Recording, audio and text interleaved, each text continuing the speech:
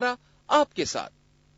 जी नाज़रीन, ब्रेक के बाद आपको दोबारा से खुशामदीद कहते हैं। आज न्यूज की स्पेशल ट्रांसमिशन में वजीर आजम यूसुफ रजा गिलानी पर फर्द जुर्म आयद कर दी गई है और उन्होंने सेहत जुर्म से इनकार कर दिया। इस्लामाबाद से हमें ज्वाइन कर रहे हैं फखरुर रहमान और खबर यह है कि उनके पास फर्द जुर्म जो आयद की गई है वो उनके पास मौजूद है। जी फखर, बताइएगा कि आपके पास फर्द जुर्म की जो चार्जशीट मौजूद है, क्या क्या लिखा हुआ है उसमें?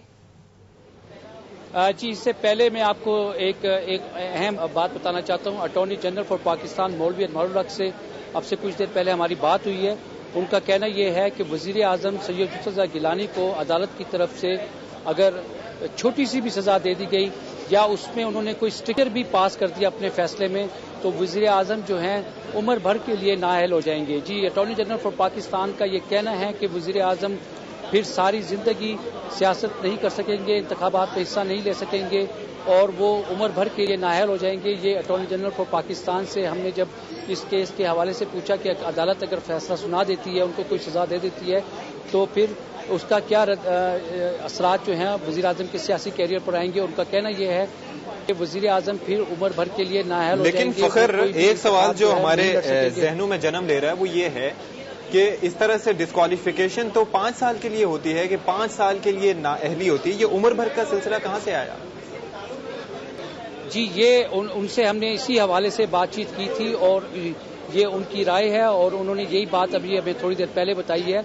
और ये प्राइम मिनिस्टर के लिए यकीनन बहुत बड़ी सजा होगी कि वो उम्र भर के लिए किसी भी सियासी ओहदे पर फाइज नहीं हो सकेंगे और न ही इंतखाबात में हिस्सा ले सकते हैं। उनका कहना यह है कि जो नए कवानीन हैं, जो ऑर्डिनेंस तौहीन अदालत के हवाले से मुशर्रफ दौर में आया था, उसके तहत वजीर आजम के ऊपर इस तरह की सजा का लागू जो है असरात जो है मुक्तब होंगे अगर सुप्रीम कोर्ट जो है उनको सजा दे देती है। जो आज चार्जशीट सुप्रीम कोर्ट ने फ्रेम की है उसके कुछ अल्फाज इस तरह से हैं जो आज जिसको इसकी कॉपी हासिल हो गई है और इसमें इस तरह से लिखा गया that you Syed Yusuf Raza Gilani the prime minister of Pakistan have wilfully फ्लाउटेड, disregarded and disobeyed the direction given by this court in para 178 in the case of Dr. Mubashir Hassan versus Federation of Pakistan PLD 2010 Supreme Court 265 to revive the request by the Government of Pakistan for mutual legal assistance and status of civil party and the claims lodged to the allegedly laundered monies lying in foreign countries including Switzerland which were unauthorizedly withdrawn by communication by Malik Qayyum, former Attorney General for Pakistan, to the concerned authorities, which direction you were legally bound to obey and thereby committed contempt of court within the meanings of Article 204, Subclause 2 of the Constitution of Islamic Republic of Pakistan 1973, read with Section 3 of the Contempt of Court Ordinance, Ordinance 5 of 2003, punishable under Section 5 of the Ordinance and within the cognizance of this court. We hereby direct that you be tried with this court on the above charge.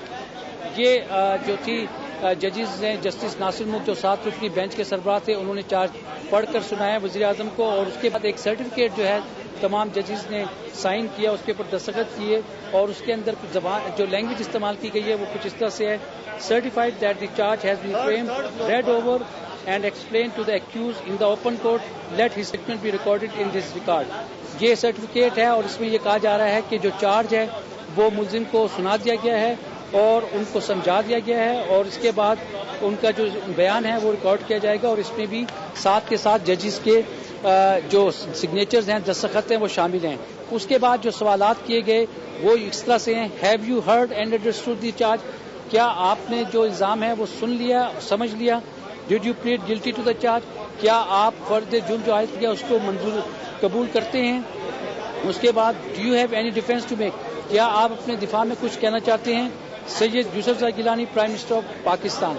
ये वो 3 सफ़ात पर मुश्तमिल chargesheet थी जो कि वज़ीर आज़म जब आज अदालत के सामने पेश हुए तो उनको सुना दी गई और इसमें बुनियादी तौर पर यही कहा गया कि सुप्रीम कोर्ट ने 16 दिसंबर 2009 को NR को कलअदम करार दिया था और उसमें ये वाज़ेह तौर पर कहा था पैरा नंबर 178 में कि जो स्विस अदालतों में सदर आसिफ अली जरदारी के खिलाफ जो मनी लॉन्ड्रिंग के केसेस थे उनको दोबारा खोलने के लिए आपको कहा गया था कि खत लिखें, आपने नहीं लिखा, लिहाजा आप तौहीन अदालत के मुर्तकिब हुए हैं और आपके ऊपर ये चार्जेस जो हैं वो फ्रेम किए जा रहे हैं। اب اس کیس کے اندر اٹارنی جنرل فار پاکستان جو ہیں وہ دستاویزات جو ہیں وہ 16 فروری کو سپریم کورٹ میں جمع کرائیں گے. 22 فروری کو سپریم کورٹ کے اندر اوپن کورٹ میں وہ جو ڈاکومنٹ جمع کرائے جائیں گے ان کی جانچ پڑتال ہوگی اور اس میں اٹارنی جنرل پیش ہوں گے. اور اٹارنی جنرل فار پاکستان سے جب ہم نے ان سے پوچھا تو کہ آپ عدالت کی کس طرح سے معاملت کریں گے تو اٹارنی جنرل نے کہا کہ ان کو کہا گیا کہ وہ اسسٹ کریں پروسیکیوشن میں. بیسک بنیادی طور پر پروسیکیوشن جو ہے وہ عدالت کی طرف سے ہوگی. اٹارنی جنرل کا یہ بھی کہنا تھا کہ جو توہین عدالت کا قانون ہے اس میں جرمانہ 1 لاکھ روپے تک کیا جا سکتا ہے اور 6 ماہ تک جو ہے وہ سزا جو ہے وہ سنائی جا سکتی ہے.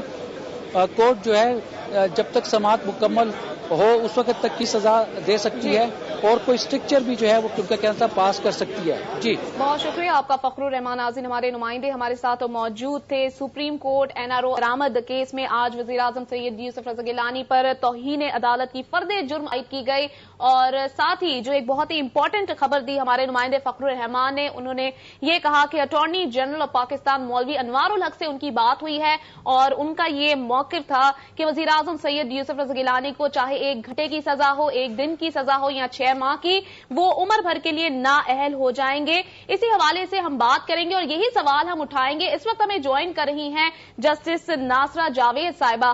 جسٹس ناصرہ جاوید صاحبہ بہت شکریہ ہمارے لیے وقت نکالنے کا. اٹارنی جنرل پاکستان کا یہ موقف ہے کہ اگر وزیر اعظم سید یوسف رضا گیلانی کو سزا ہوتی ہے, وہ کنوکٹ ہوتے ہیں کنٹیمپٹ آف کورٹ کے, تو وہ ہمیشہ کے لیے نااہل ہو جائیں گے. پہلے تو یہی کہا جا رہا ہے اور دیگر جو قانونی ماہرین سے ہماری بات ہوئی ان کا یہ کہنا تھا کہ 5 سال کی نااہلی ہے. آپ کیا کہیں گی اس حوالے سے؟ جی میری ناقص رائے بھی یہی ہے کہ یہ 5 سال کی نااہلی ہے آرٹیکل 63 کے تحت اور unless a period of 5 years has elapsed since his release. تو شاید مولوی صاحب کی رائے زیادہ صائب ہو. ظاہر ہے ہی is first law officer of the federation. لیکن آئین و قانون اس حوالے سے کیا کہتا ہے ناصرہ جاوید صاحب؟ آئین تو یہی ہے نا جی, آرٹیکل 63 کہتا ہے person shall be disqualified from being elected اور chosen and from being a member of the Majlis Shura if he has on conviction وہ defames, brings into ridicule the judiciary, armed forces وغیرہ, unless a period of 5 years has elapsed since his release. اب release تو دیکھیں نا 1 دن کی سزا ہو سکتی ہے, سب سے زیادہ 6 مہینے کی ہو سکتی ہے. تو سزا سے ریلیز سے 5 سال کا وقت جو ہے وہ بار اس میں لگا ہوا ہے. اچھا ناصرہ جاوید صاحبہ یہ فرمائیے گا کہ 3 جنوری کو NRO عمل درآمد کیس کی سماعت ہوئی جس میں 10 جنوری تک مہلت دی گئی. اس کے بعد سے معاملہ چلتا چلتا اب توہین عدالت تک پہنچ گیا ہے اور فرد جرم بھی وزیر اعظم صاحب پر عائد کر دی گئی ہے. آپ اب کیا دیکھ رہے ہیں کہ کیا رہ گیا اعتزاز احسن صاحب کے پاس وزیر اعظم کے ڈیفنس کے لیے؟ جی وہ فرد جرم کی جو صحت ہے اس کے اوپر اپنی بحث کر سکتے ہیں. پھر جو وٹنسز پیش ہوں گے جو پروسیکیوشن کی طرف سے مولوی صاحب نے اکٹھے کرنے ہیں ان کی یہ کراس ایگزامن کر سکتے ہیں. پھر اپنی دفاع میں جو اگر پیش کرنا چاہیں کوئی شہادت وہ کر سکتے ہیں. اور فائنلی وہ جب اپنی آرگیومنٹس کریں گے اتنے دورانیے میں وزیر اعظم صاحب اگر چاہیں تو وہ خط لکھ دیں اور معافی مانگ لیں. میں تو سمجھتی ہوں کسی سٹیج پہ بھی وہ کہنا اب وہ خطا میں. لیکن ناصرہ جاوید صاحبہ یہاں پر تو معاملات بڑے بگڑتے دکھائی دے رہے ہیں. حکومت کے پاس یقیناً آپشن موجود ہے معافی کا بھی, خط لکھنے کا بھی. تو یہ بتائیے گا کہ اس وقت تو جو بال ہے وہ اس وقت عدالت کے کورٹ میں ہے. حکومت کا جو یہ کیس ہے کتنا اسٹرانگ نظر آتا ہے آپ کو؟ دیکھیے نا یہ بال تو میں سمجھتی ہوں ہر وقت حکومت کے کورٹ میں ہی رہا. عدالت کے کورٹ میں تو یہی تھا کہ انہوں نے ایک دفعہ جب ان کو ایک حکم صادر کیا ان سے عمل درآمد کرنا حکومت کا کام تھا. انہوں نے نہیں کیا. جب تک وہ نہیں کریں گے تو یہ انہی کے کورٹ میں ہے. اگر وہ کسی وقت بھی کر لیں تو یہ فارغ ہو جائے گا. عدالت کو تو یہی شکایت ہے کہ عمل درآمد نہیں کیا جاتا. جو احکامات جاری کیے جاتے ہیں عدالت کی جانب سے حکومت ان کو نہیں مانتی. اس لیے حالات بگڑے کہ آج وزیر اعظم سید یوسف رضا گیلانی دوسری مرتبہ عدالت میں پیش ہوئے ہیں. تو ہمیں یہ بتائیے گا کہ اب آئندہ کیا ہوگا اگر کنوکشن ہو جاتی ہے کنٹیمپٹ آف کورٹ کی, تو کیا یہ معاملہ ڈسکوالیفیکیشن کی جانب لیڈ کرے گا؟ جی میں تو سمجھتی ہوں وہ ایکسو فیکٹو ڈسکوالیفائی ہو جائیں گے. اس میں تو واضح ہے کہ اگر کوئی ایسا ہو واقعہ تو وہ ڈسکوالیفائی ہو جائیں گے. اور یہاں صرف یہ ہے کہ اگر کوئی اس میں ڈاؤٹ ہو تو اسپیکر ریفر کرے. لیکن اس میں تو ڈاؤٹ ہے ہی کوئی نہیں. تو اس لیے یہ تو ہونا ہی ہونا ہے۔ اچھا، تو یہ بتائیے گا کہ اس سے پہلے ہم نے دیکھا کہ 7 رکنی بینچ کے سامنے اعتزاز صاحب نے دلائل دیے، اس کے بعد انٹرا کورٹ جو اپیل کی اس میں انہوں نے ایک دفعہ 7 گھنٹے دلائل دیے، پھر جمعے کے دن بھی 1.5-2 گھنٹے کے قریب انہیں دلائل دیے۔ تو اب کیا باقی رہ گیا ہے کہ وہ عدالت کے سامنے پیش کریں گے اور کہیں گے کیا کوئی چیز ایسی رہ گئی ہے کہ جو عدالت کے سامنے پیش نہیں کی گئی، یا ممکنہ طور پر یہ ہو سکتا ہے کہ وہ امیونٹی کو ڈسکس کریں؟ آپ کو کیا لگتا ہے؟ جی یہ تو دیکھیں نا، اب وہ بہت اعلیٰ پائے کے وکیل ہیں، بلکہ میں سمجھتی ہوں پاکستان کی ساری سطح پہ وہ سب سے بہترین وکیل گردانے جاتے ہیں۔ ان کے آستین میں کون سے حربے ہیں وہ تو یہ وہی جان سکتے ہیں، اور یہ ہم بھی دیکھیں کہ کیا وہ رویہ اختیار کرتے ہیں یا کیا وہ بحث کرتے ہیں۔ ابھی تو میں نے جیسے آپ کو کہا کہ بڑا ٹائم مہلت دی ہے عدالت نے، 15 دن تو یہی ہے، اور پھر اس کے بعد کراس ایگزامینیشن۔ جی ہاں، جو ہماری دیگر ماہرین سے بھی بات ہوئی ہے ان کا بھی یہی کہنا ہے کہ حکومت کی جانب سے ٹائم گیننگ ٹیکٹکس اپنائے جا رہے ہیں۔ جسٹس ناصر جاوید صاحب، یہاں ہم آپ سے یہ پوچھنا چاہیں گے کہ یہاں پر جو تمام تر معاملہ ہے وہ ایک خط کے گرد گھومتا ہے، اور تمام مسئلہ اگر کھڑا ہو جاتا ہے امیونٹی پر، استثناء پر، تو اگر وزیر اعظم سید یوسف رضا گیلانی قربانی دے بھی دیتے ہیں اپنے عہدے کی، چاہے ان پر عمر بھر کی نااہلی نافذ کی جائے یا 5 سال کی جائے، تو جو نیکسٹ پرائم منسٹر ہوگا اس کو بھی خط تو لکھنا پڑے گا۔ جی ضرور لکھنا پڑے گا۔ تو ناصرہ جاوید صاحب یہ فرمائیے گا کہ جب عدالت میں اس معاملے کی سماعت ہو رہی تھی تو اس سے پہلے جو ریمارکس دیے گئے تھے جج صاحبان کی جانب سے، انہوں نے یہ اشارہ دیا تھا کہ ابھی وہ وقت نہیں آیا کہ اسلام آباد ہائی کورٹ کے ذریعے اپنے فیصلوں پر عمل درآمد کروائیں۔ اس کی تھوڑی سی وضاحت ہم چاہیں گے کہ کیا مراد ہو سکتی ہے اس سے؟ کیا اس طرح کا کوئی آپشن موجود ہے عدالت کے پاس؟ نہیں، وہ تو یہی ہے نا کہ اگر ان کو انہوں نے خدا نہ خواستہ یا اگر جیسے وہ ہے اس کا منطقی نتیجہ کوئی ہتھکڑیاں لگانا چاہتے ہیں تو ان کے پاس تو کوئی کوئرسو پاور نہیں ہے نا۔ تو تمام جو ہائی کورٹس ہیں ملک کے، اس میں سب سے نزدیک اور کنوینئنٹ اور جو اس میں جورسڈکشنل پوائنٹ آف ویو سے ٹیریٹوریل رکھتا ہے وہ اسلام آباد ہے، ہائی کورٹ ہے، ان کی مدد سے اس پہ عمل درآمد کرائیں گے اپنے فیصلے۔ تو جسٹس ناصرہ جاوید صاحب، ہم آپ سے یہ بھی جاننا چاہیں گے کہ اس وقت حکومت کے پاس معافی کا آپشن کب تک موجود ہے؟ اگر ان پر فرد جرم تو اب عائد ہو گئی ہے، اگر وہ کنوکٹ پائے جاتے ہیں کنٹیمپٹ آف کورٹ، تو اس کے بعد کیا ان کے پاس آخری وقت تک معافی کا آپشن موجود ہوگا؟ یہ تو عدالت کے اس پہ دار و مدار ہے، ڈسکریشن پہ، اور میں نے تو جیسے کہا یہ تو وہی بات ہے، اب وہ خدا میں ضد ہو گئی تھی، وہ بھی نہ ہارے میں بھی نہ ہارا، اتنا عفو جو ہے اس کا مظاہرہ کیا ہے عدالت نے کہ آفرین ہے، لیکن اب خطا کار کو بھی تو کچھ چاہیے نا کہ اپنی طرف سے کوئی اقدامات ایسے کرے کہ وہ۔ ناصرہ جاوید صاحب، اب نئے وزیر اعظم، اگر وزیر اعظم صاحب کنوکٹ ہو جاتے ہیں تو پھر نئے وزیر اعظم آ جائیں گے، وہ بھی اسی طرح سے اگر معاملے کو طول دیتے رہے تو کیا اس طرح سے ممکن ہے کہ سپریم کورٹ خود سے کوئی کمیشن قائم کرے یا خود سے رجسٹرار صاحب کو کہے کہ جی آپ ہی لکھ دیں؟ اس طرح کے کوئی آپشنز ہوتے ہیں؟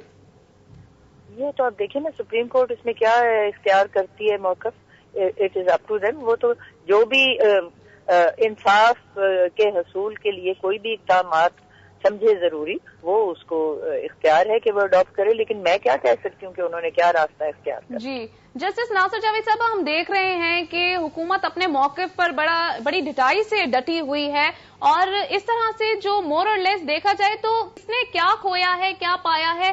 عوام ہماری بہت زیادہ سفر کر رہی ہے، حکومت اپنی جانب تو ایک طرف یہ تمام تر معاملات نپٹانے کی کوشش کر رہی ہے، لیکن جو ہمارے عوامی مسائل ہیں وہ تو سرد خانے میں پڑتے دکھائی دے رہے ہیں۔ حکومت ایسا رویہ کیوں اپنا رہی ہے؟ یہ تو اب حکومت خود اس کا جواب دے گی، اور یہ دیکھیے الیکشن بھی آنے والا ہے، اس وقت تو جواب دہ ساری قوم کو ہوگی، اور قوم تو اس انتظار میں ہے کہ ان کے مسائل جیسے آپ نے کہا ہے حل ہوں، روٹی کا ہے، روزی کا ہے، بجلی کا ہے۔ تو آپ سمجھتی ہیں کہ یہ جو تمام تر معاملات ہیں اس کا نیگیٹو امپیکٹ پڑے گا عوام پر، یعنی آئندہ ووٹ دینے سے پہلے عوام ضرور سوچیں گے؟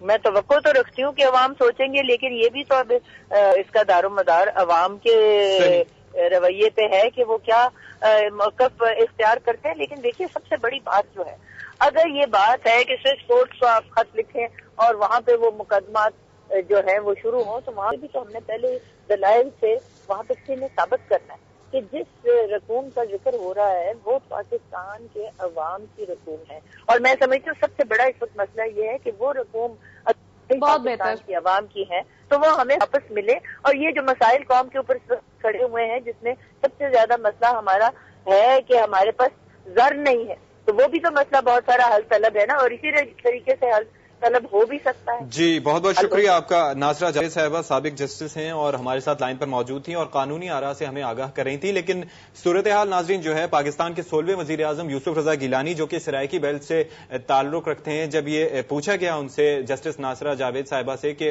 کیا عوام کو ووٹ دینے سے پہلے آئندہ سوچنا ہوگا، تو انہوں نے کہا کہ توقع کرتے ہیں کہ عوام سوچیں گے، لیکن سارا ایسا نظر نہیں آتا کیونکہ ایک نجی ٹی وی چینل پر ایک پروگرام چل رہا تھا تو وہاں پر ان کے حلقے میں وزیر اعظم کے حلقے میں، کیونکہ وزیر اعظم صاحب یہ کہہ سکتے ہیں کہ کہہ چکے ہیں کہ وزیر اعظم رہوں نہ رہوں گدی نشین تو ہوں گا، تو ان کے حلقے میں جب جا کے لوگوں سے پوچھا گیا کہ آپ کیا ووٹ دیں گے اس تمام تر کارکردگی کے بعد، تو ان کا یہ کہنا تھا کہ ہمیں اگر گیلانی صاحب یا پھر انہوں نے شاہ محمود قریشی کا بھی تذکرہ کیا، وہ شاہ محمود صاحب کہیں تو ہم تو کسی درخت کو بھی ووٹ دینے کو تیار ہیں. اسی حوالے سے ہم مزید بات بھی کریں گے اور ہمارا یہ خصوصی ٹرانسمیشن کا سلسلہ بھی جاری رہے گا. یہاں وقت ہوا ہے بریک کا، جس کے بعد واپس آئیں گے ہیڈ لائنز کے ساتھ. ہمارے ساتھ رہیے.